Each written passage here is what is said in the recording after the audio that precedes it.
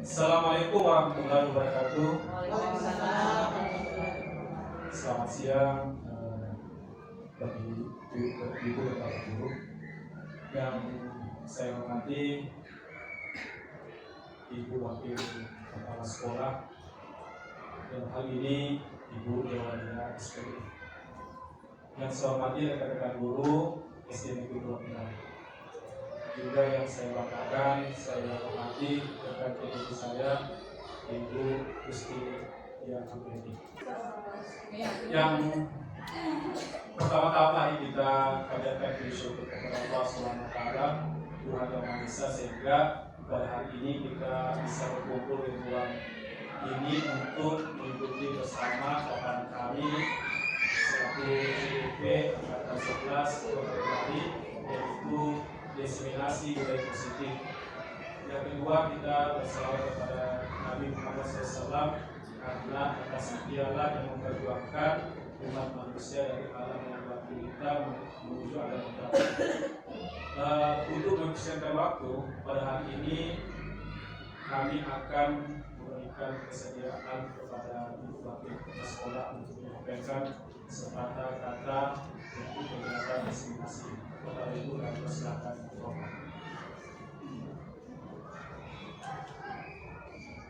Bismillahirrahmanirrahim. Assalamualaikum warahmatullahi wabarakatuh. Yang saya hormati Ibu Gusti, yang saya hormati Bapak Hendrik, yang saya hormati rekan-rekan guru yang sama berbahagia. Pertama-tama mari kita panjatkan puji syukur kehadirat Allah Subhanahu wa taala atas nikmat yang dianugerahkan kepada kita semua, sehingga diberi kenikmatan berupa kesehatan jasmani dan rohani untuk hadir acara kegiatan diseminasi budaya positif yang diselenggarakan guru-guru penggerak dan guru profesional, yang seharusnya kegiatan ini untuk mendukung guru-guru penggerak sehingga tercapai apa yang diharapkan. Sebenarnya yang mau buka ini adalah kepala sekolah, tapi kepala sekolah tidak ada di tempat, sehingga ibu guru yang ambil alih atau menggantikan.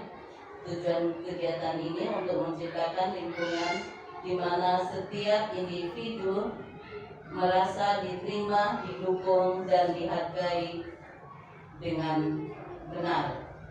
Dan acara kegiatan diseminasi budaya positif ini saya buka dengan ucapan Bismillahirrahmanirrahim. Assalamualaikum warahmatullahi wabarakatuh.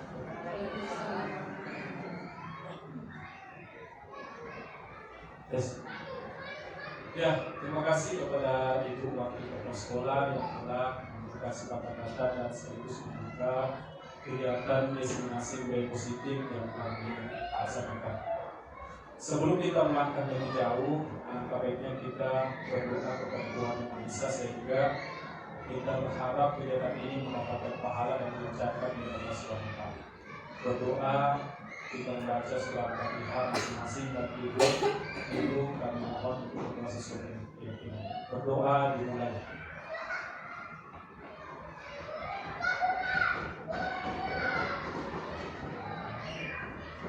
Berdoa selesai. Ya, Bapak Ibu guru yang saya hormati, adapun kegiatan ini yaitu diseminasi budaya positif, kami akan menyampaikan apa sih sebenarnya budaya positif ini. Kami dalam kegiatan CDP kami memperoleh ilmu yaitu budaya positif. Nah, ini nanti kami akan bagi menjadi 3 materi yang akan ditampilkan oleh Ibu Gusti, dan 3 materi yang akan saya bawakan. Nah, sebelum kita melangkah lebih jauh, saya ingin mengawali kegiatan ini dengan diawali dengan hal yang positif. Nah, yang pertama, tentunya kami berharap ini kita akan senyum selama 20 detik. Tapi cara senyumnya ini berharapan. Nah, Ibu nanti berhadapan dengan berbeda, Ibu dulu berhadapan dulu, ya berhadapan. Nah, ini belum mulai sudah ketawa, sudah senyum. Nah ini ya, oke, silakan berhadapan Ibu. Ya, kita mulai. Silakan berdiri dulu supaya lebih bagus ya. Berhadapan ya. Jadi senyum 20 detik. Oke, dimulai dari sekarang.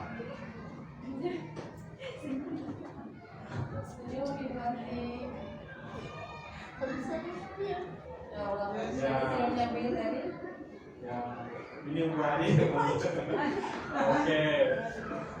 Ya, oke, sudah cukup 20 detik. Terima kasih. Mari tepuk tangan untuk kita semuanya. Oke ya Bu. Setiap kegiatan ini harus diawali dengan hal yang positif, hal yang menyenangkan, sehingga sepanjang kegiatan itu kita akan lakukan dengan semangat dan bersemangat. Selanjutnya, tentunya dalam kegiatan ini ada kesepakatan forum diskriminasi yang harus kita lakukan secara bersama. Nah, di sini kami sudah tetapkan satu. Silakan Bapak Ibu yang ingin menambahkan apa yang harus disepakati dalam forum kita ini sehingga melancarkan dan mensukseskan kegiatan kita. Silakan Ibu, Bapak Guru yang memiliki saran untuk kesepakatan forum. Yang pertama, apa di silent atau didiamkan. Yang kedua, kira-kira Bali. Apa tadi yang harus disepakati dalam kegiatan kita ini?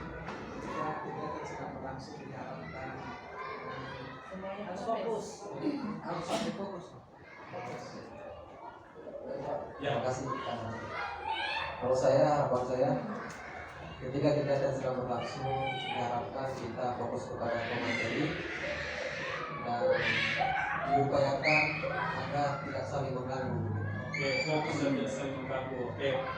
Yang selanjutnya dari Ibu Guru ada Bu Ros. Kalau saya menghormati semua yang ada di Saling menghormati. Oke, terima kasih. Ada lagi Ros?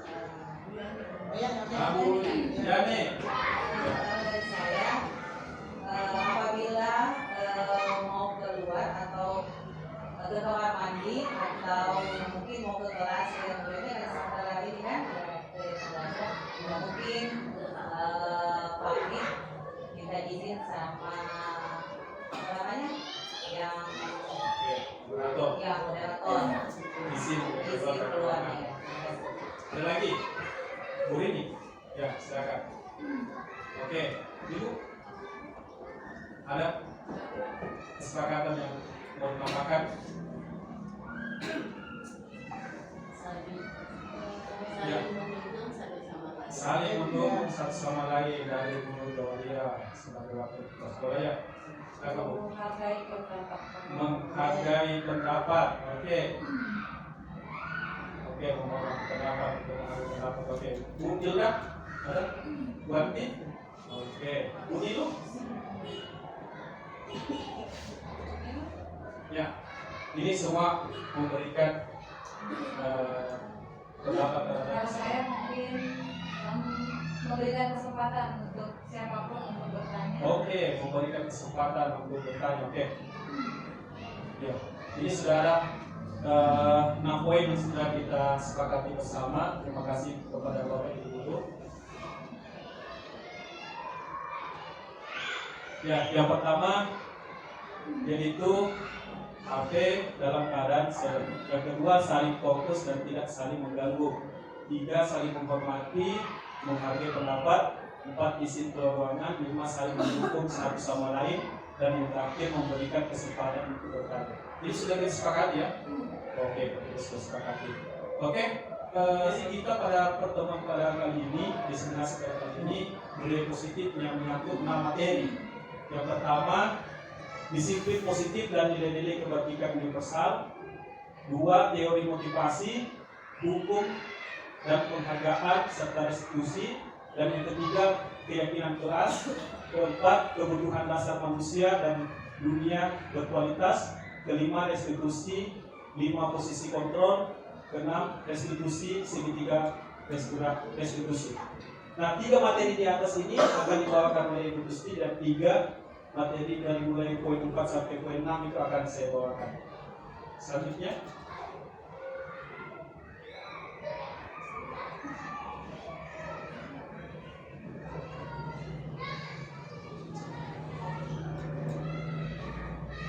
oke, untuk mengefisienkan waktu, kita persilakan kepada Ibu Gusti untuk menyampaikan materi. Terima kasih untuk Pak Henry. Kita lanjut ya, ini ada permainan lagi. Seperti di awal tadi yang saya bilang, kita lakukan masing-masing selama 30 detik saja. Oke. Di sini berpasangan, Bro sekali berpasangan lagi sama Pak Adi dan Om Adi beserta saudara laki-laki. Di sini kita akan melakukan kegiatan cobalah buka. Jadi cobalah buka. Silakan memilih peran, siapa yang peran A, siapa yang peran B. Ya, jadi gantian untuk saling mencoba membuka. Jadi di sini kita diminta untuk membayangkan bahwa di genggaman kita itu memegang sesuatu yang sangat-sangat berharga.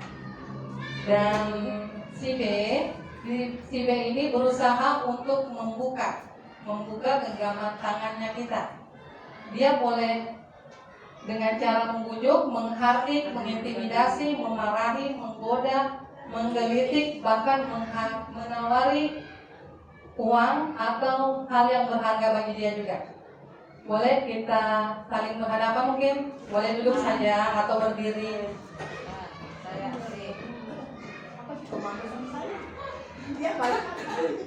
jadi anggap ini sesuatu yang paling berharga bagi kita. Siapa dulu? Yang A duluan menutup. Siapa yang A? A. Silakan menutup. Nah, yang A silakan menutup.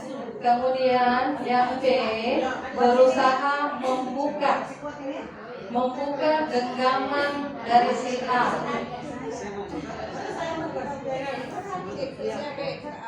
Ini gantian, semuanya dapat giliran membuka, menutup sama, dapat. Oke, silakan kita mulai ya. 1, 2, 3.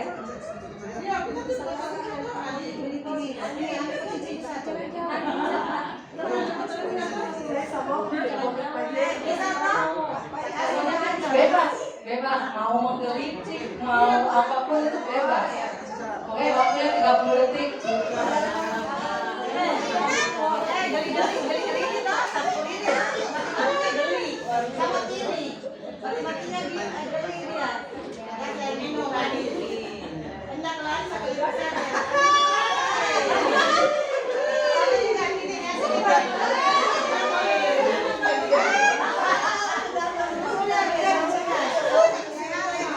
Oke, udah ya. Sekarang kita mungkin rubah posisi lagi ya. Tadi A yang menutup, kemudian sekarang B yang menutup. Boleh?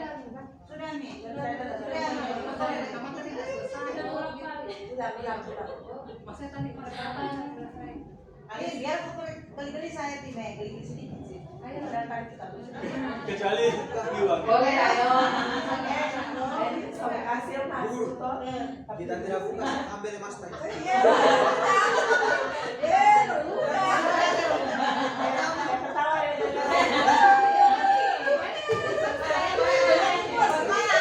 Kemudian kita lihat ada pertanyaan di sini. Yang pertama, apakah Anda atau B membuka kepalan tangan Anda?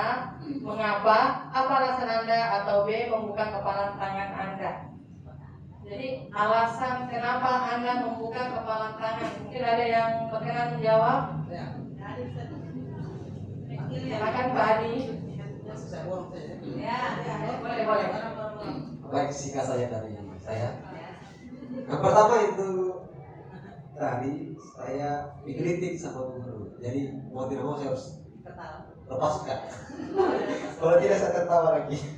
Kemudian yang kedua saya mengancam. Kalau tidak buka saya ambil emasmu.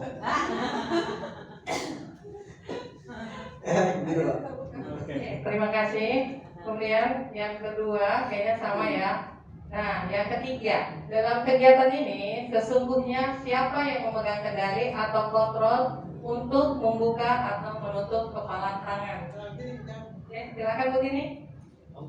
Yang mengontrol itu menurut saya adalah yang memaksa atau yang menggelitik dia dikategorikan sebagai kelompok A ya. Kalau di sini kan kelompok A yang menutup B, yang dikategorikan sebagai kelompok A yang mempunyai peran memiliki kendali, memegang kendali. Berarti istilahnya kelompok lawan ya. Oke. Mungkin ada yang lain, pendapat yang lain? Bukan dirinya sendiri yang menutup itu. Nah, berarti kelompok lawan yang punya kendali atau kontrol. Wilda? Boleh? Udah kesusahannya, kasih. Ayo Wilda, kira-kira siapa? Sesungguhnya yang memegang kendali itu siapa? Oke, kalau menurut saya yang memegang kendali itu ya kita. Oke, kita ya? Iya. Diri sendiri ya? Diri sendiri yang punya kontrol. Oke, kita lihat. Oke, sebenarnya memang benar yang dikatakan Bu Hilda, yang memegang kendali atau kontrol itu diri kita sendiri. Jadi kita mau buka atau mau tutup itu ya tergantung dari kita sendiri. Apakah kita tergiur dengan iming-iming dari lawan kita atau ancaman mungkin yang tadi bilang Pak Adi, kalau tidak dibuka nanti diambil emasnya. Jadi di sini perubahan paradigma belajar. Di sini kita mau meluruskan beberapa miskonsepsi tentang makna kontrol. Pertama, ada ilusi guru mengontrol murid. Jadi di sini kita sebagai guru kadang kita berpikiran bahwa kita sebenarnya bisa mengontrol murid. Padahal sebenarnya itu tidak bisa. Kecuali murid memilih untuk dirinya dikontrol oleh kita. Itu miskonsepsi yang pertama. Kemudian yang kedua, ilusi bahwa semua penguatan positif efektif dan bermanfaat. Penguatan positif atau bujukan adalah bentuk-bentuk kontrol. Segala usaha mempengaruhi murid agar mengulangi suatu perilaku tertentu. Itu salah satu usaha yang kita anggap bahwa itu bisa mengontrol murid. Kemudian yang ketiga, ilusi bahwa kritik dan membuat orang merasa bersalah dapat menguatkan karakter. Nah, di sini mungkin terkadang kita tidak sengaja melakukan hal begini terhadap murid kita, apalagi karena kalau murid yang tidak sengaja melakukan kesalahan, kita biasa membuat dia merasa bersalah. Kita ingatkan kesalahan mereka yang lalu. Yang keempat, ilusi bahwa orang dewasa memiliki hak untuk memaksa. Nah, kalau ibu-ibu mungkin biasa sama anaknya yang ini, bukan sama murid saja, tapi biasa di rumah sama anaknya. Memaksa, salah satunya memaksa makan sesuatu yang tidak disukai oleh anak kita. Di sini mengatakan bahwa banyak orang dewasa yang percaya bahwa mereka memiliki tanggung jawab untuk membuat murid-murid berbuat hal-hal tertentu. Apapun yang dilakukan dapat diterima selama ada sebuah kemajuan berdasarkan sebuah pengukuran kinerja. Pada saat itu pula orang dewasa akan menyadari bahwa perilaku memaksa tidak akan efektif untuk jangka waktu panjang dan sebuah hubungan permusuhan akan terbentuk. Oke, kadang tak jarang kalau kita sebagai guru kita melihat murid kita pada saat mungkin di kelas itu sama kita iya saja, tapi begitu kita tidak ada di kelas. Sini kita lanjutkan tentang disiplin positif. Tujuan dari disiplin positif adalah menanamkan motivasi yang ketiga pada murid-murid kita, yaitu untuk menjadi orang yang mereka inginkan dan menghargai diri sendiri dengan nilai-nilai yang mereka percaya. Jadi di dalam teori motivasi itu sebentar kita pelajari di belakang.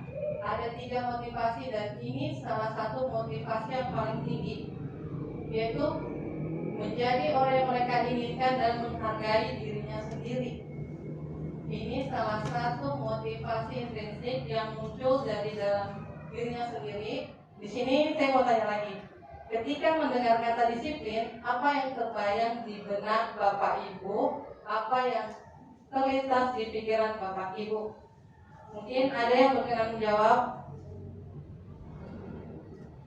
Uros Miati. Ketika mendengar kata disiplin. Terbayang, kalau ketika mendengar kata disiplin, terbayang ke saya bahwa kita harus patuh sama perintah mungkin yang ada. Kesepakatan kan kita sudah. Oke, sudah sepakati. Ya, jalan. Terima kasih Bu Ros. Bu Darna.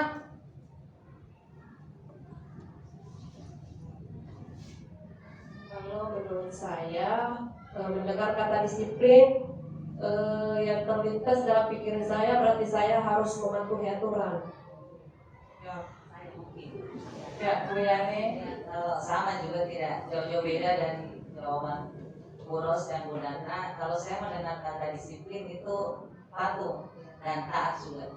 Oke, terima kasih. Nah, kebanyakan orang akan menghubungkan kata disiplin dengan tata tertib, teratur, dan kepatuhan pada peraturan. Bahkan kata disiplin juga sering dihubungkan dengan hukuman, padahal itu sungguh berbeda. Karena belajar tentang disiplin positif tidak harus dengan memberi hukuman. Justru itu adalah salah satu alternatif terakhir dan bila perlu tidak kita lakukan. Di sini juga kalau dalam budaya kita ya sesuai tadi kayak diucapkan Bu Darna, Bu Ros sama Bu Yani. Kalau dalam budaya kita itu kata disiplin selalu dimaknai menjadi sesuatu yang dilakukan seseorang pada orang lain untuk mendapatkan kepatuhan. Kita cenderung menghubungkan kata disiplin dengan ketidaknyamanan. Di sini yang pertama, menurut Ki Hajar Dewantara, untuk mencapai kemerdekaan atau dalam konteks pendidikan kita saat ini, untuk menciptakan murid yang merdeka, syarat utamanya adalah harus ada disiplin yang kuat. Disiplin yang dimaksud adalah disiplin diri yang memiliki motivasi internal. Jadi di sini disiplin diri dapat membuat seseorang menggali potensinya menuju kepada sebuah tujuan mulia, sesuatu yang dihargai dan bermakna. Dengan kata lain, disiplin diri juga mempelajari bagaimana cara kita mengontrol diri dan bagaimana menguasai diri untuk memilih tindakan yang mengacu pada nilai-nilai yang kita hargai agar tercapai tujuan mulia yang diinginkan. Jadi disiplin itu lebih ke diri kita sendiri.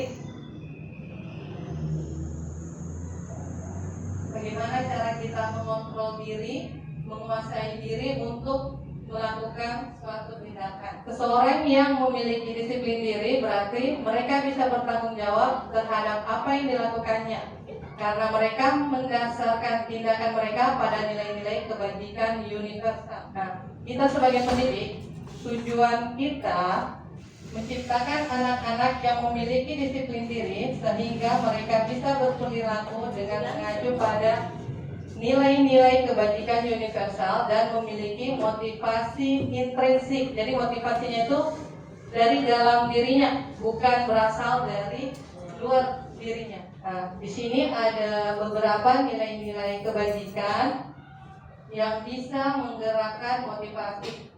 Yang pertama, menurut Dr. William Glasser pada teori kontrol menyatakan bahwa setiap perbuatan memiliki suatu tujuan. Sementara menurut Diane Gosser mengemukakan bahwa dengan mengaitkan nilai-nilai kebajikan yang diyakini seseorang, maka motivasi intrinsiknya akan terbangun sehingga menggerakkan motivasi dari dalam untuk dapat mencapai tujuan yang mulia.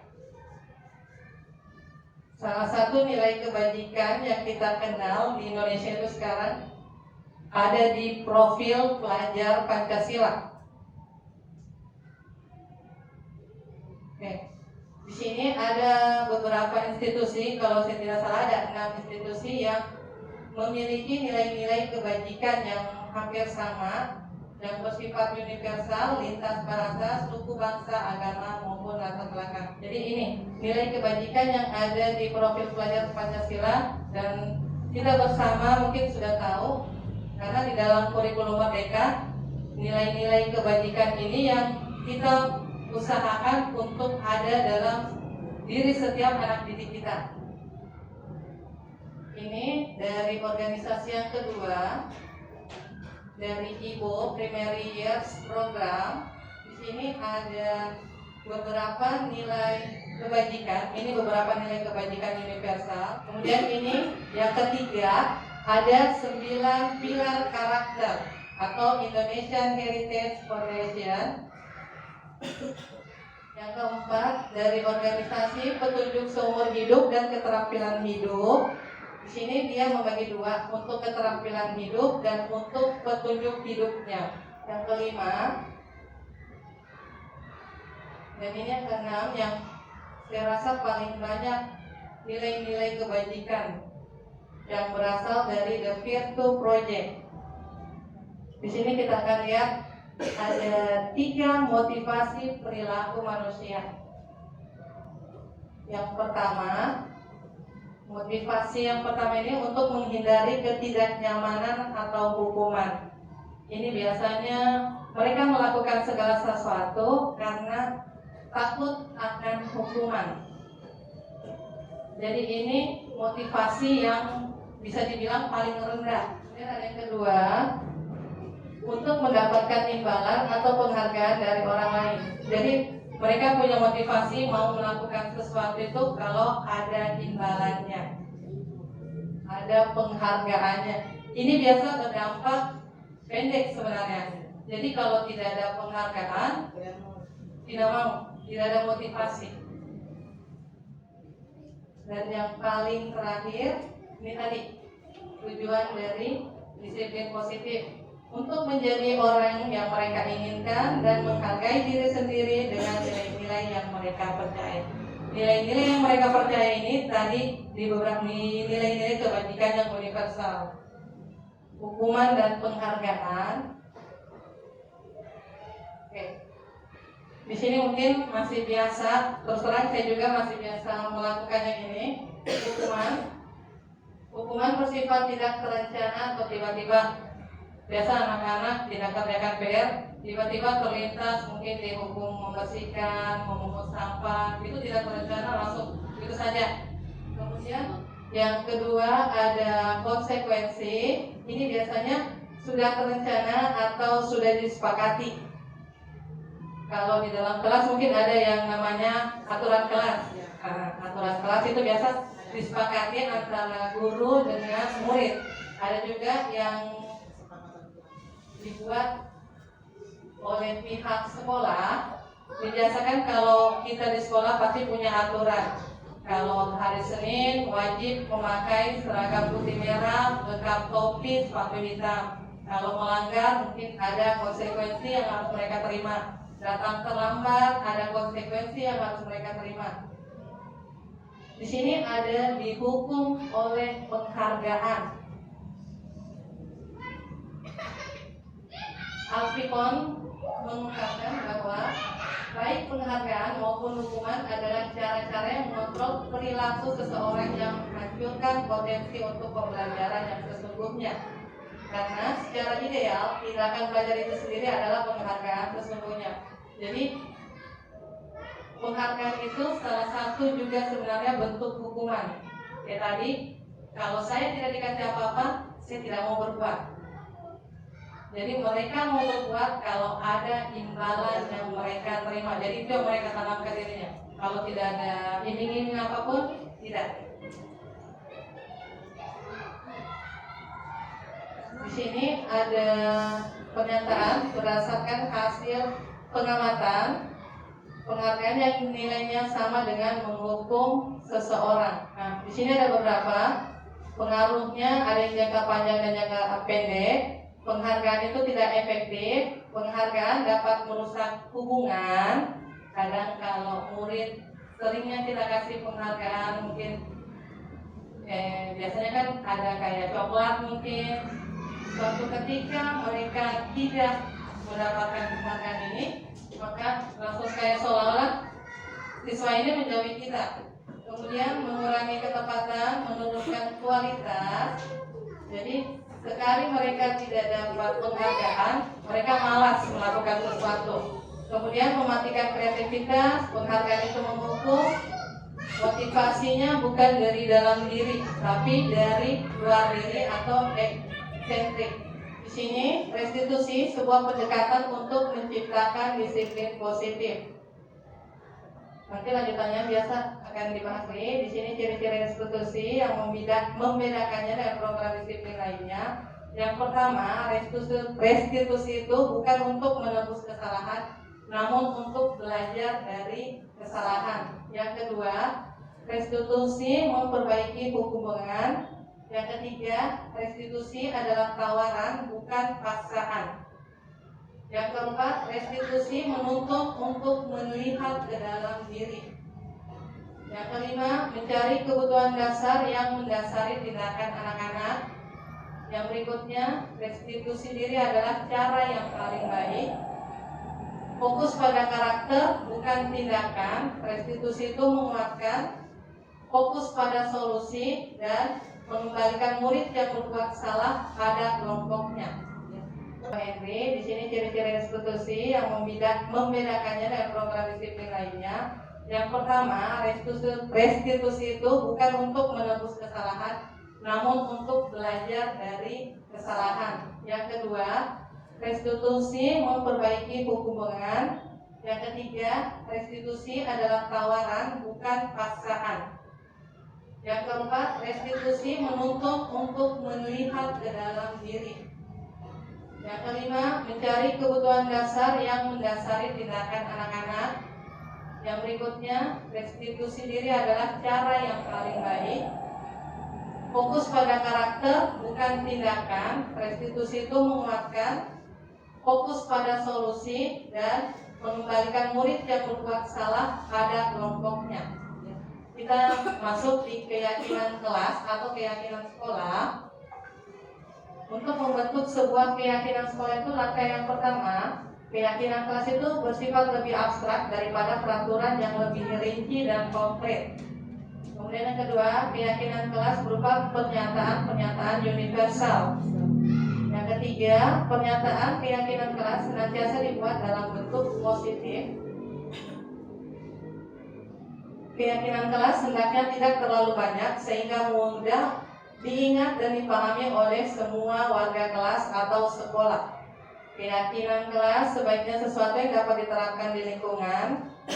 Semua warga hendaknya ikut berkontribusi dalam pembuatan keyakinan kelas lewat kegiatan curah pendapat. Ini sebentar yang akan kita lakukan bersama, mencoba untuk membuat keyakinan kelas atau mungkin keyakinan sekolah. Nah, setelah terbentuk, kita juga harus bersedia meninjau kembali keyakinan kelas dari waktu ke waktu. Apakah masih efisien atau sudah tidak? Ini salah satu contoh keyakinan kelas untuk kelas 5, kelas tinggi. Selalu bersikap positif, senantiasa menjadi diri terbaik, percaya dan menghormati orang lain serta barang miliknya, berkomitmen terhadap setiap tugas, senantiasa membantu. Nah, kita juga sebentar akan mencoba untuk membuat keyakinan kelas. Apa yang kita impikan, mungkin yang ingin kita wujudkan kan?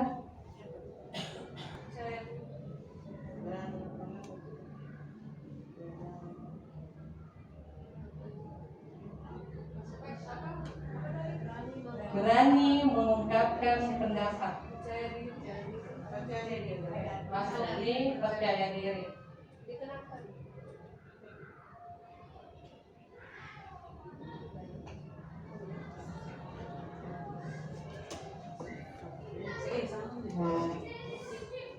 Dan kayaknya kalau dari Bu Jawa ya, nih, ini masuk di mana Bu Jawa? Tanggung jawab. Tanggung jawab. Oke.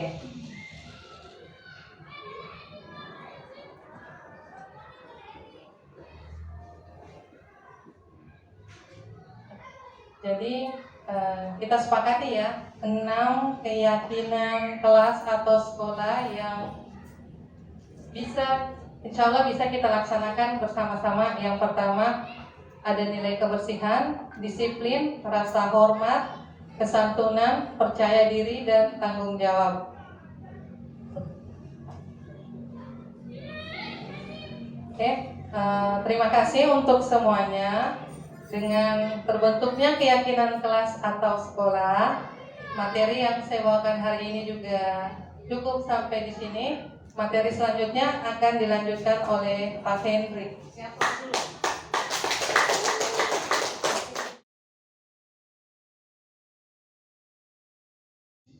Kunci dari permainan kita per hari. Nah, kuncinya yaitu nanti Bapak Ibu guru sekalian akan menunjuk temannya, siapa yang akan menjawab pertanyaannya. Nah, saya berikan contoh, misalnya saya menyebutkan dulunya pahlawan dari Buton Sulawesi Tenggara. Nah, saya tunjuk misalnya Ibu Tusti. Bu Tusti akan menjawab pahlawan Oputo Ito. Nanti Bu Tusti lagi memberikan pertanyaan, terus menunjuk siapa yang harus menjawab. Bisa ini? Hah? Nah, ini juga masuk wawasan juga tentang pahlawan. Ini tentang pahlawan ini. Ya? Bebas pahlawan siapa? Ya? Nah, misalnya di apa? Yang di Maluku Utara. Nah, siapa pahlawan di sana? Bisa saja kan? Oke. Silakan. Ya, pokoknya keluarnya itu sebutkan ciri-cirinya itu pahlawan, itu orang jawab. Nah, bisa ya? Apakah bentuknya kah, kampungnya kah, atau kayak dibuang kah? Oke, silakan Pak Adi. Baik, ini Sulawesi dari tetangga kita, Makassar. Oke, yang suka sering muncul ya dalam benak kita ketika kita ke sana, pahlawan apa yang paling besar namanya di sana. Saya pilih Bu Guru cantik di sebelah saya. Silakan. Oke. Ibu Ros ya. Silakan. Oke, terima kasih. Pahlawan setahu saya dari Makassar, Sultan Hasanuddin. Oke, Sultan Hasanuddin. Silakan Bu Ros, silakan siapa yang apa pertanyaannya? Dulunya apa? Ya silakan Bu Ros. Dulunya apa? Tentang masalah pahlawan dulu ya. Pahlawan. Ya, oke. Saya tanya Yang lain. Oke. Ini coba sebutkan pahlawan dari Maluku. Maluku. Oke. Ciri-cirinya, ciri-ciri. Orangnya Geribo. Nah, Rambutnya Geribo. Oke. Ciri-ciri pahlawannya Bu. Yang penting orangnya Geribo, terus pegang parang. Saya tahu. Ya. Muslim. Timura. Oke, Pak, betul ya. Pak Timura. Satu lagi baru kita lanjut materi kita. Silakan Bu Sri Artini Sakir. Apa dulunya? Pahlawan yang ada di Sulawesi Tenggara, ciri-cirinya dia dijuluki sebagai diberi nama sebagai bandara yang ada di Sulawesi Tenggara kita. Oke, siapa yang mau menjawab? Sampingku yang paling cantik. Oke. Ya, terima kasih. Kalau tidak salah, Halu Oleo. Oke, pahlawan Halu Oleo. Oke.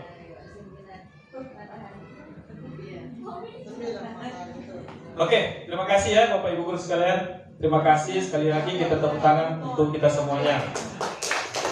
Nah, saya tadi menyampaikan di awal, saya akan menyampaikan 3 materi. Nah, materi saya yaitu kebutuhan dasar manusia.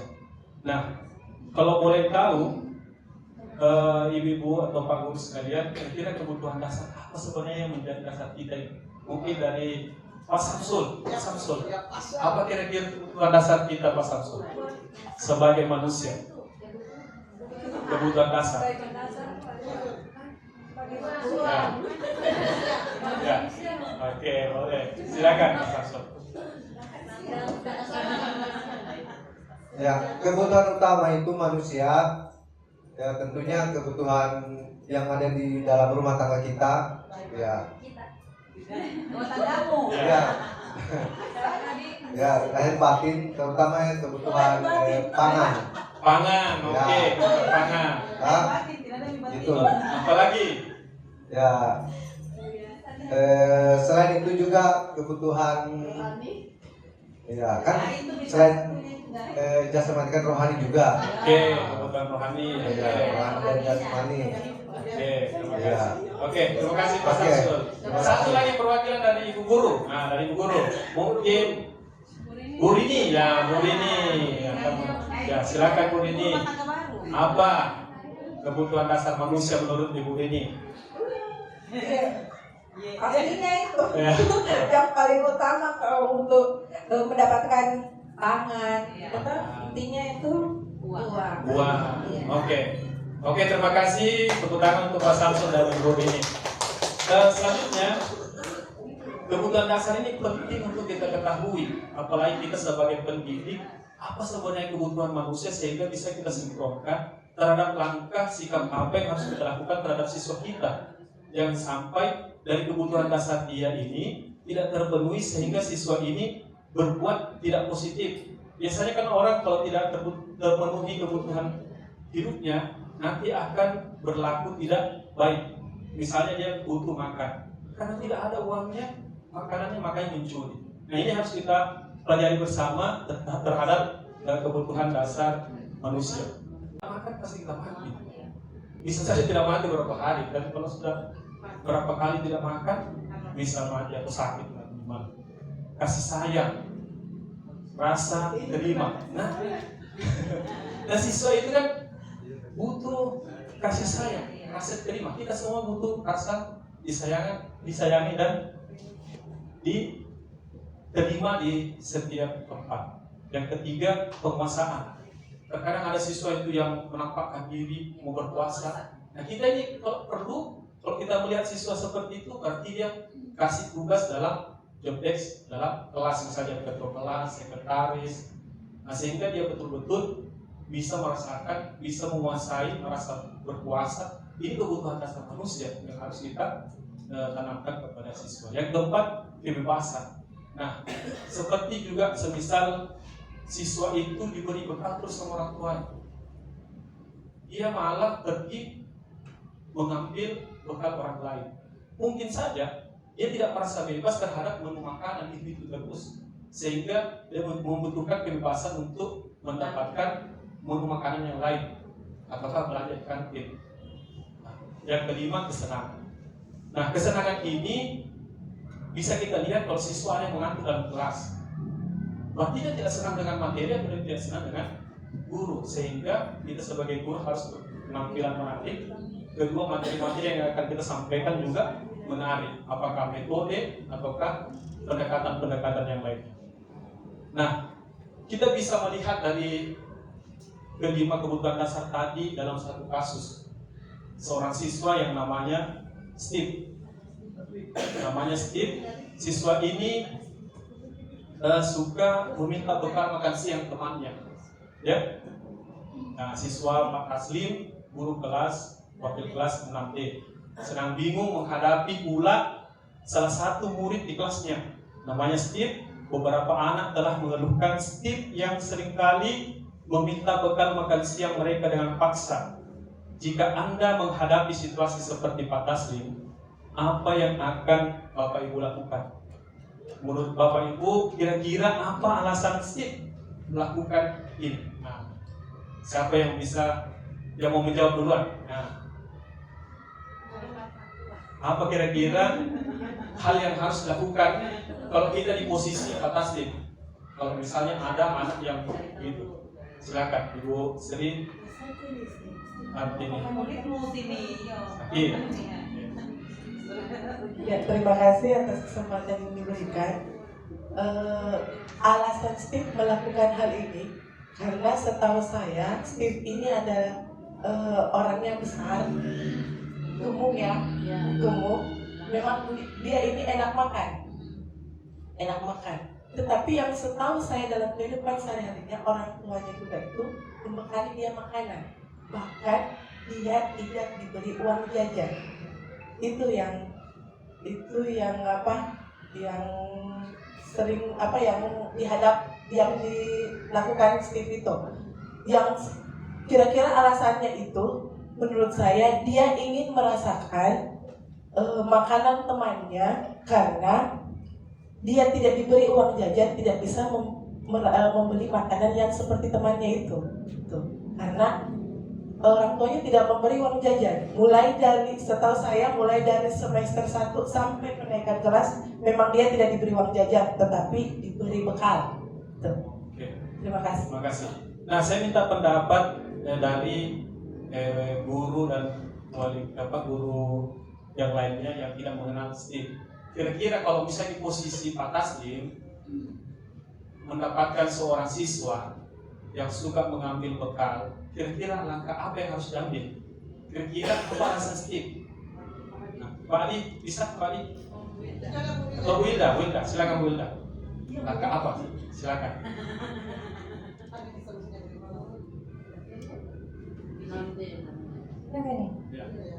Ya, terima kasih atas kesempatannya. Jika saya berada di posisi seperti Pak Taslim, hal yang pertama saya akan lakukan adalah mengajaknya diskusi.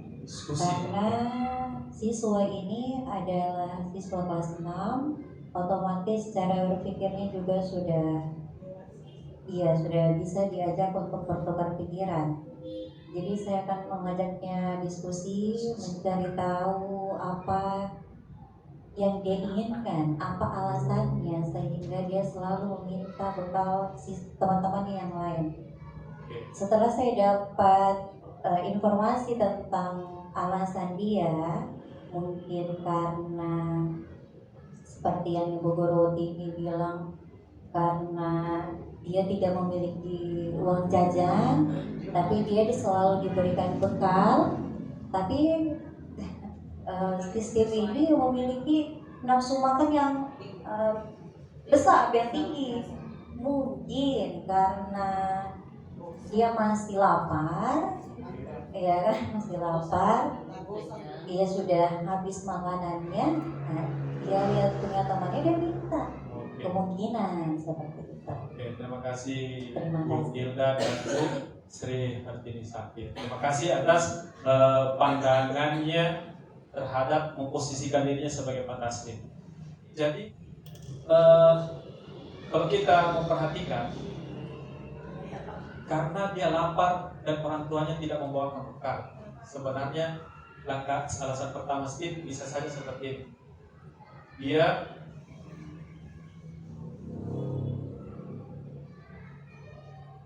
Dia lapar. Nah, kalau lapar, ini berpengaruh kebutuhan mempertahankan hidup. Itu tadi, kebutuhan pokok manusia, mempertahankan hidup. Supaya dia bisa bertenaga, maka dia harus makan. Nah, kalau dia tidak punya bekal, dengan ini alasan pertama. Alasan kedua, karena dia merasa senang temannya jadi memperhatikan dia. Dia catat, cari perhatian. Ketika temannya melaporkan tindakan itu pada gurunya dan gurunya memberitahukan orang tuanya, sehingga orang tua jadi memperhatikan dia. Jadi dia kurang perhatian. Ya? Maka kebutuhan dasar yang sedang dipenuhi oleh Steve adalah kebutuhan akan kasih sayang dan rasa diterima. Jadi kasih sayang dari orang tuanya kurang, sehingga dia cari masalah di sekolah supaya orang tuanya tahu kalau dia itu lapar, ya, butuh kekurangan kasih sayang, sehingga orang tuanya memperhatikan. Alasan ketiga Steve, karena temannya jadi takut dengan dia dan menuruti keinginannya. Maka sebetulnya Steve sedang berusaha memenuhi kebutuhan dasarnya, yaitu kekuasaan. Jadi dia harus lakukan itu supaya dia merasa berkuasa. Semakin melihat temannya takut, dia merasa kebutuhan dasarnya untuk kekuasaan semakin terpenuhi. Nah ini. Nah yang keempat, karena dia merasa bosan dengan bekal makanan yang dibawakan ibunya dari rumah, karena ibunya selalu membawakan bekal yang sama. Oleh karena itu dia ingin mencoba makanan temannya yang beraneka ragam, sedang berusaha memenuhi kebutuhannya akan kebebasan. Jadi makanannya ditemus sehingga dia mencoba mengambil makanan orang lain sehingga dia bisa merasakan kebebasan untuk memilih makanan. Dan ternyata kebebasan itu bukan cuma hal yang selain seperti kebebasan kemerdekaan, tapi kebebasan makanan juga penting bagi siswa kita. Jadi kalau misalnya nanti kita menemui siswa-siswa kita yang mengambil makanan, bisa kita lihat dari sisi tadi, dari sisi kebutuhan dasar. Jangan sampai anak-anak kita ini kebutuhan dasar bertahan hidupnya yang tidak terpenuhi sehingga dia mencuri. Misalnya dia tidak memiliki bekal, tidak punya uang jajan. Nah nanti kita akan carikan solusi yang tepat. Nah kalau langkah-langkah kebutuhan dasar ini tidak kita pahami, ini bisa salah kita mengambil langkah. Nah alasan yang terakhir, karena dia melakukan karena iseng saja dan dia menikmati ekspresi wajah teman-teman yang kesal karena diambil makanannya dan menurut dia ekspresi teman-temannya itu lucu. Maka berarti Steve sedang berusaha memenuhi kebutuhan akan kesenangan. Dia senang lihat seperti itu, senang sekali lihat temannya kesal. Kedua, materi saya itu tentang posisi kontrol restitusi. Nah, kalau kita hilangkan restitusinya, posisi kontrol, kira-kira apa yang ada di benak ibu atau bapak ibu guru sekalian? Kalau hilang kata restitusi, posisi kontrol, apa yang sebenarnya posisi kontrol? Posisi kontrol. Posisi kontrol. Pengendalian. Oke. Apa lagi? Mengatur. Oke. Selanjutnya, jadi ada 5 posisi kontrol restitusi. Nah, yang pertama, guru sebagai penghukum. Jadi ini harus kita pahami posisi kita di mana sebenarnya. Apakah kita sebagai penghukum ataukah kita sebagai pembuat merasa bersalah, ya? Ataukah kita sebagai teman? Ataukah kita sebagai pemantau? Nah yang terakhir, apakah kita sebagai manajer? Nah ini akan saya sampaikan dari kelima materi ini. Nah sebelum saya sampaikan materi ini ada sedikit yang harus saya perlihatkan.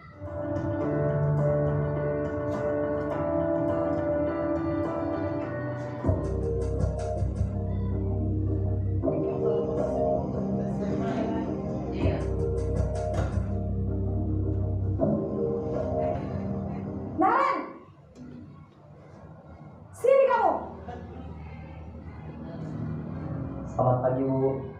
Selalu terlambat. Kamu deh, pasti terlambat. Maaf, Bu. Saya... Apa? Apa coba? Alasan kamu apa lagi? Kapan sih kamu tidak terlambat? Malas sekali ya kamu jadi anak. Saya... Dasar pemalas. Gak kapok-kapok sih kamu. Sudah berapa kali terlambat? Sana, kamu keliling lapangan basket 2 kali. Kenapa saya harus ke lapangan basket, Bu? Kenapa? Kamu melawan ibu. Berani-beraninya jawab. Sudah terlambat, masih berani jawab pula.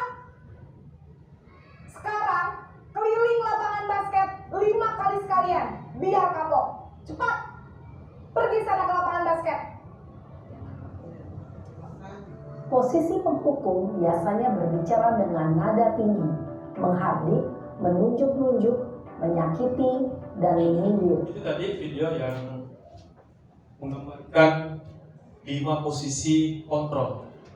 Nah, dari kelima posisi kontrol ini, posisi kontrol manajerlah yang sangat direkomendasikan untuk mendampingi atau menyelesaikan masalah-masalah murid. Ini yang harus kita pahami dan kita kuasai. Nah, kalau kita perhatikan video dan kita kita dampingi dengan tabel ini sangat jelas sekali. Misalnya contoh penghukum, guru berbuat, guru berkata, hasilnya. Nah, ini semuanya kalau berbuat menghardik, menunjukkan, menyakiti, menyindir. Nah, inilah yang biasa terjadi di dunia pendidikan dan ini sangat berdampak buruk kepada siswa kita. Hasilnya kalau kita berposisi penghukum, hasilnya siswa itu nanti akan memberontak, akan menyalahkan orang lain dan berbohong. Jadi dia selalu berbohong terus untuk membenarkan perilakunya. Nah, hal yang harus kita lakukan yaitu sebagai manajer mengajukan pertanyaan-pertanyaan ataupun perkataan apa yang kita yakini. Jadi memang awalnya ini sekolah harus memiliki keyakinan apa yang tadi disampaikan oleh Ibu Gusti, sehingga dari keyakinan itulah yang akan mendampingi siswa kita dan kita sendiri dalam mendampingi siswa kita ke depannya. Nah, setelah ini kita pada posisi kontrol restitusi. Di antara kelima posisi kontrol restitusi tersebut sebaiknya kita sebagai manajer. Apakah Bapak Ibu sekalian sudah memposisikan diri kita sebagai posisi kontrol manajer atau posisi yang lainnya? Kalau misalnya belum, bisa kita akan mencoba posisi ini dan insya Allah posisi ini yang terbaik untuk murid kita. Ini kita pada posisi kontrol restitusi. Di antara kelima posisi kontrol restitusi tersebut sebaiknya kita sebagai manajer. Apakah Bapak Ibu sekalian sudah memposisikan diri kita sebagai posisi kontrol manajer atau posisi yang lainnya? Kalau misalnya belum, bisa kita akan mencoba posisi ini dan insya Allah posisi ini yang terbaik untuk murid kita. Selanjutnya posisi manajer ini melibatkan siswa untuk menyelesaikan masalahnya sendiri. Dia bisa mandiri dan lain sebagainya sehingga murid yang kita harapkan dan tujuan pendidikan itu dapat tercapai. Selain itu, posisi manajer mengacu pada restitusi yang dapat menjadikan murid sebagai manajer bagi dirinya sendiri sehingga dapat tercipta identitas positif pada diri murid.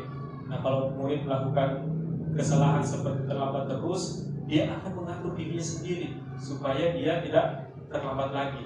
Apakah seperti video tadi dia akan menyetel alarm dan mencari solusi-solusi lain. Apakah kalau misalnya alarmnya tidak berfungsi, dia bisa minta tolong kepada kakaknya atau ibunya. Nah, materi saya yang ketiga yaitu segitiga restitusi.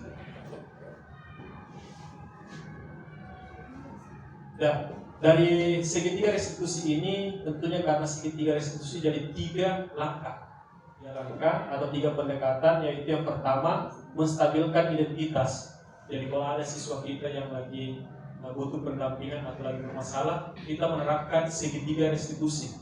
Misalnya seperti ada siswa yang terlambat, ataukah ada siswa yang mengambil makanan temannya, ataukah ada siswa yang membuat gaduh, kita lakukan langkah segitiga restitusi. Yang pertama itu menstabilkan identitas. Menstabilkan identitas dilakukan berdasarkan prinsip bahwa membuat kesalahan adalah bagian dari proses pembelajaran yang nantinya akan menggeser identitas gagal ke arah identitas sukses. Jadi kesalahan itu dalam dunia pendidikan pasti mutlak pernah terjadi. Nah, dari kesalahan ini dia akan belajar dan insya Allah akan menjadi sukses karena memperbaiki kesalahan itu. Dalam menstabilkan identitas, pertanyaan-pertanyaan yang akan muncul kepada siswa kita ketika membutuhkan pendampingan atau kita melihat ada masalah terhadap diri murid kita, yaitu pertanyaan-pertanyaan akan muncul dalam fase menstabilkan identitas, yaitu pertama, berbuat salah itu hal yang manusiawi. Yang kedua, tidak ada manusia yang sempurna. 3, kita pasti bisa menyelesaikan masalah ini. Bapak, Ibu guru tidak tertarik untuk mencari tahu siapa yang benar, siapa yang salah. Bapak Ibu guru lebih tertarik untuk menyelesaikan masalah. Kalau kamu menyalahkan dirimu sendiri terus menerus, Apakah kamu bersikap baik pada dirimu sendiri? Ini ada kesalahan posisi ini 1, 2. Jadi ini pertanyaan-pertanyaan harus muncul ketika ada siswa yang kita dampingi untuk menyelesaikan masalahnya. Jadi supaya identitas siswa itu stabil, maksudnya dia merasa nyaman bahwa perbuatan salah itu hal manusiawi. Semua orang melakukan kesalahan.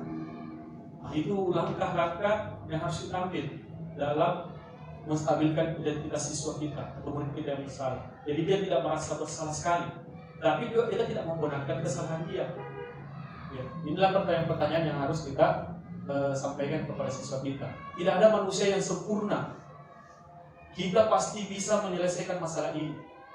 Pasti semakin kita ungkapkan kalimat-kalimat ini, siswa kita itu akan merasa, saya akan menyelesaikan masalah saya akan menjadi siswa yang lebih baik lagi. Nah, yang kedua, validasi tindakan yang salah.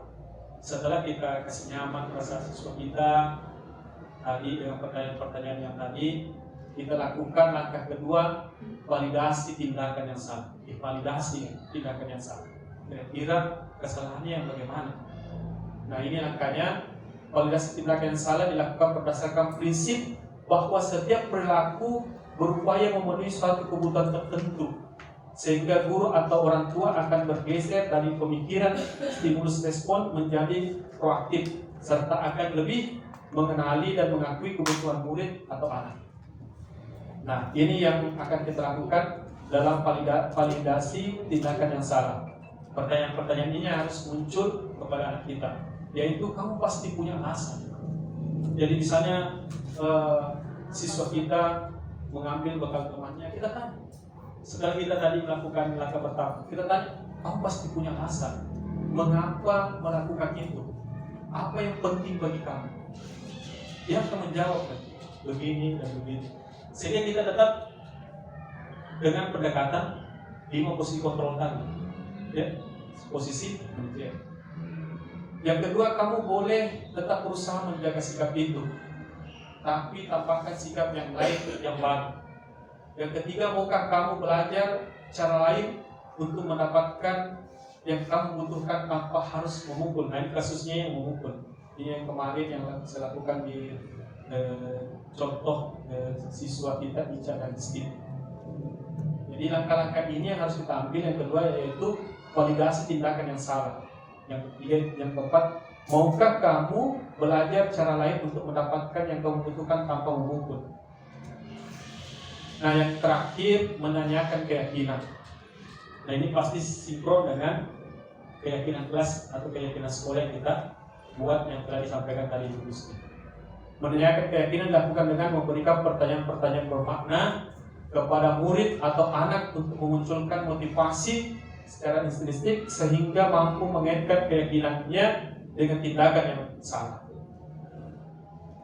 Nah, ini pertanyaannya. Apa nilai yang kita percaya di sekolah kita? Jadi itu ada kepercayaan nilai-nilai keyakinan yang telah disepakati sebagai keyakinan sekolah atau keyakinan kelas. Kita tanyakan, apa yang kita percayai di sekolah kita? Nah, yang kedua, nilai-nilai apa yang telah kita sepakati. Jadi kita ingatkan kembali apa yang mereka sudah sepakati, apa yang mereka telah buat.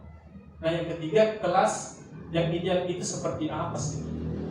Yang keempat, kamu ingin jadi anak seperti apa? Apa yang kamu rasakan? Ketika kamu melakukan itu, kamu menjadi orang yang seperti apa? Jadi kalau dia memukul terus orang, kalau misalnya contohnya memukul temannya, kira-kira dia jadi apa kalau memukul terus? Nah, ini langkah-langkah yang harus kita lakukan, yaitu disebut langkah segitiga restitusi. Langkah ini harus kita lakukan. Nanti kalau misalnya sudah kita membuat keyakinan sekolah, nanti sekali kita lakukan ini. Karena ini kita sudah masuk semester pertengahan semester, bagusnya ini di awal semester dibuat keyakinan sekolah atau keyakinan kelas. Yang salah. Sudah lama nggak bertemu? Kenapa hatinya ada itu? Kesel Pak, kesel banget. Masa aku dikatain tukang fitnah Pak? Ya aku marah lah. Aku balik ngatain Eka di depan kelas. Kesel banget. Oh begitu. Ya pasti kamu marah dan kesal. Bapak juga akan marah apabila ada yang menuduh Bapak seperti itu. Kemudian pada saat itu kamu mau melakukan apa? Ya saya langsung ngatain Eka lah Pak. So banget, saya bentak-bentak dia depan teman-teman lain. Oh begitu. Pasti kamu melakukan seperti itu karena suatu alasan tertentu kan? Iyalah, masa saya diam saja Pak? Ya saya bela diri lah. Masa saya dituduh tukang fitnah? Ya wajar lah. Mempertahankan harga diri itu sesuatu yang penting buat kamu. Untung kamu tidak bertindak lebih gegabah lagi. Hanya membentak-bentak. Iya Pak. Mungkin saya masih bersabar dan hanya membentak saja. Sudah gemes padahal. Saya pasti bela diri lah. Ya pasti ya. Tapi kamu memilih untuk tetap bertahan dan bersabar. Kamu memilih untuk tidak berbuat lebih parah lagi, bukan? Iya. Nah, sekarang coba kita lihat lagi tindakan kamu yang bentak-bentak Eka di kelas. Tindakan kamu itu kira-kira sesuai dengan keyakinan kelas atau prinsip kamu tidak? Enggak lah Pak. Capek Pak jadi pemarah. Jadi keyakinan atau prinsip mana yang kurang sesuai dengan keinginan kamu? Ya, saya sebenarnya sangat menghargai orang lain. Mungkin saat itu saya menjadi emosi, jadi tidak menunjukkan sikap itu. Kamu meyakini tidak? Menghargai orang lain itu penting buat kamu. Yakinlah Pak. Iya, setuju. Kita harus saling menghargai. Namun, ada juga keyakinan yang kita sepakati yang perlu kita jalankan apabila kita sedang marah, bukan? Ya, saya bisa lebih proaktif, mulai dengan diri sendiri. Saya bisa jadi lebih bersabar, mengambil waktu jeda untuk berpikir mau apa selanjutnya. Kira-kira kamu bersedia memperbaiki masalah ini tidak? Bersedia Pak. Kalau kamu memperbaiki masalah ini, kamu akan menjadi orang seperti apa? Saya akan menjadi orang yang bertanggung jawab kali ya Pak. Dan senantiasa proaktif. Iya, menurut kamu bagaimana rasanya menjadi orang seperti itu? Ya nyaman lah, bangga bisa bersabar dan menahan diri. Baiklah kalau begitu. Yuk kita pikirkan bagaimana memperbaiki masalah ini. Ya Bapak Ibu Guru sekalian, itu tadi video yang menggambarkan langkah segitiga restitusi. Jadi dia menanyakan keyakinannya, validasi tindakan yang salah, yang terakhir stabilitas identitas.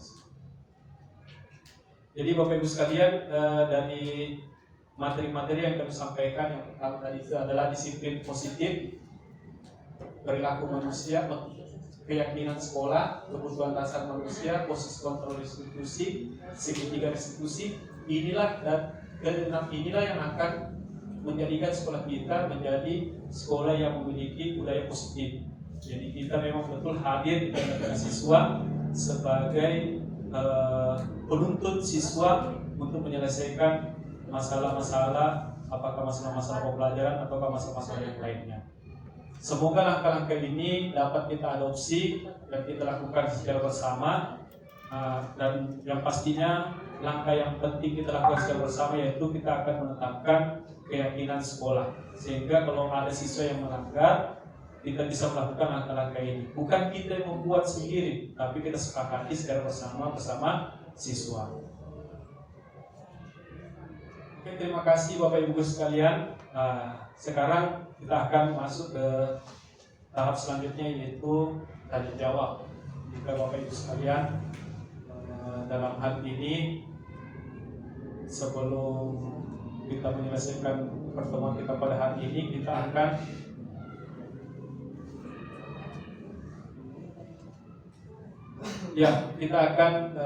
membuka sesi tanya jawab kepada Bapak Ibu Guru. Jika ada yang masih ingin diberikan penjelasan lebih lanjut atau ada yang agak cepat penjelasannya, silakan ditanyakan kepada Bapak Ibu. Saya persilakan dengan hormat.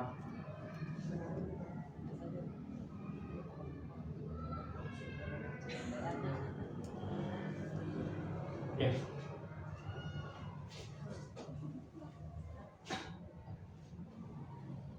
Baik ya, terima kasih Pak. Mungkin pertanyaan ini lebih mengarah kepada Pak Guru, Pak Henry.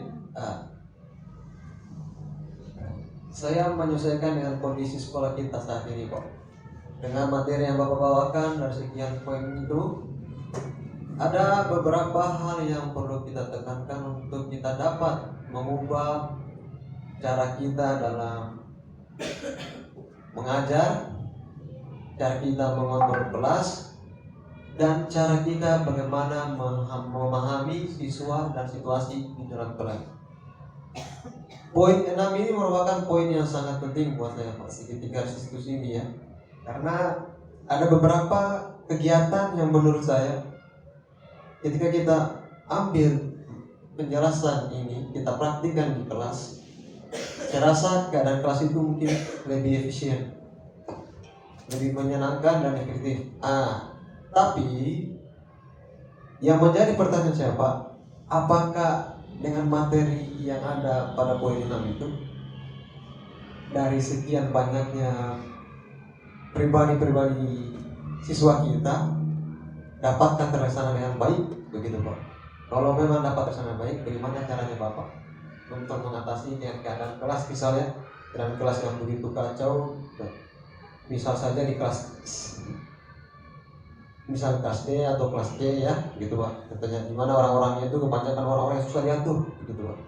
Tidak mau mendengar, disampaikan dengan lembut juga malah dibalas dengan hal yang tidak kita inginkan, gitu. Bagaimana? Oke.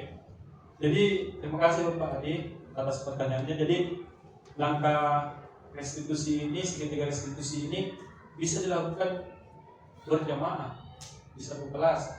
Tapi langkah restitusi ini karena salah satu tahapannya itu yaitu akan menanyakan keyakinan apa yang telah disepakati dalam kelas kita. Jadi kalau misalnya ribut, keyakinan apa yang dilanggar. Jadi dari pembuatan keyakinan itu memang melibatkan siswa, sehingga siswa menyadari apa yang dia lakukan itu salah di poin berapa, karena dia bikin sendiri. Bukan kita yang memesan online kesepakatan kelas baru kita tempel, bukan.